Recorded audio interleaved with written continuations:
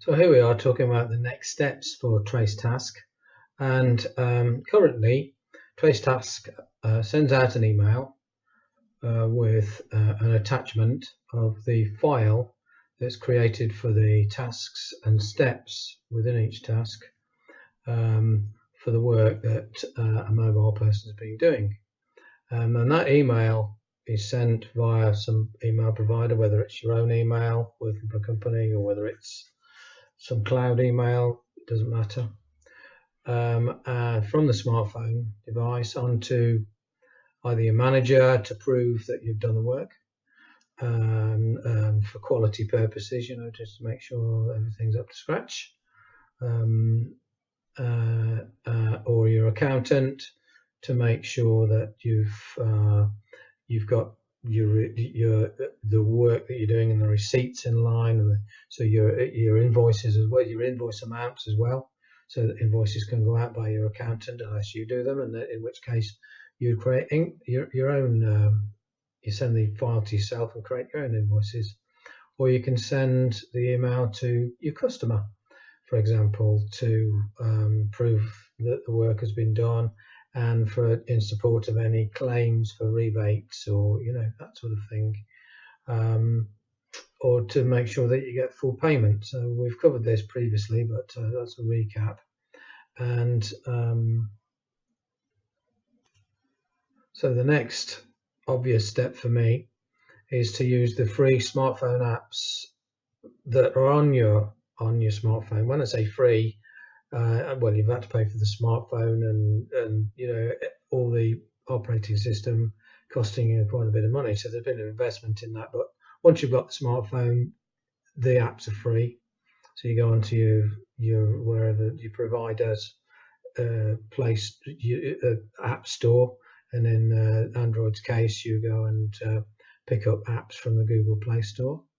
So then you get the different apps that come free to interact with TraceTask. So the obvious one is a calendar. So you could create appointments, or somebody could create appointments for you, and then you integrate your appointments calendar with somebody else doing the updates. So you've got somebody off in the office, so to speak, or you can update your own calendar appointments. And then when it comes to do the job, you copy and paste any text into the TraceTask steps, make any recordings that you need to, like photographs, and then that makes the apps work together. So that's the next obvious step, and there's no development from me. That's just you free thinking on how it can be used and implemented into your processes.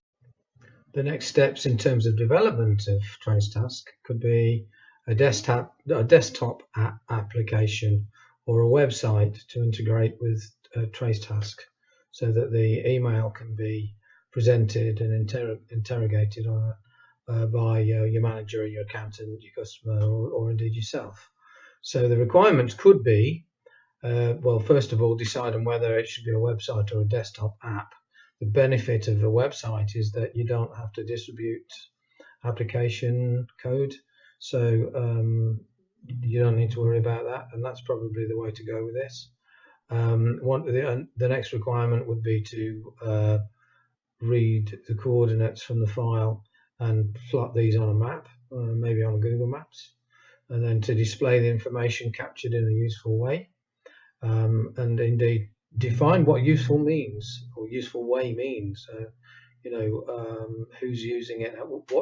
What generically could we do with the data? Maybe to develop the data being produced from TraceTask itself, so it's a little bit richer in content. Apply some obvious rules to the data. So they could be like using the date from the file to work out a route that was taken for plotting on the map. So that's a rule in itself.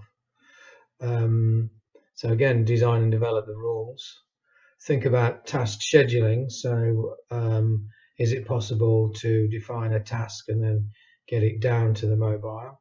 But that starts to imply that we need a services approach.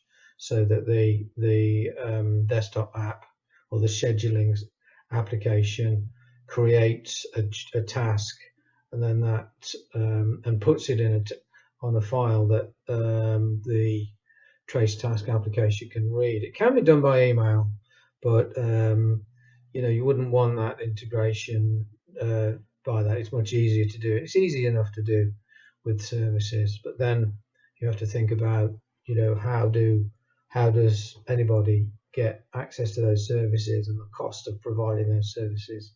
It's not easy to provide those for free, So that's the challenge, is making something and that's always been the challenge. How do you make something that is free, and get around all these security issues? And using email, by the way, is a way of getting around a lot of security issues, because email has implicitly in it some security. Now, there may be some issues that don't allow trace task in the future, but that would be a future requirement. I'd wait for somebody to contact me through the contact form on tracetask.net website to come up with that requirement. I'm not just going to develop anything now until I get some kind of interest. So my next task really is to work on the exposure of trace task. I wouldn't worry too much about this functionality or that functionality. Make your recommendations by contacting me, but through the website tracetask.net. But don't, it'll get done if enough people decide that it needs to be done, and if there's no demand for it, then it won't get done. So it's as simple as that.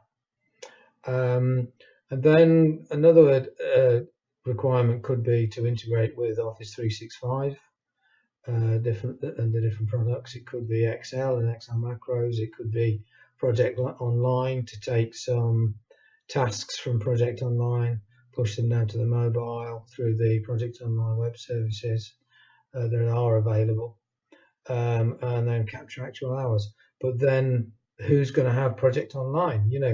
In the small business world, which is really what Trace Task is aimed for, who can afford Office 365 and who has the resources for it? Nobody.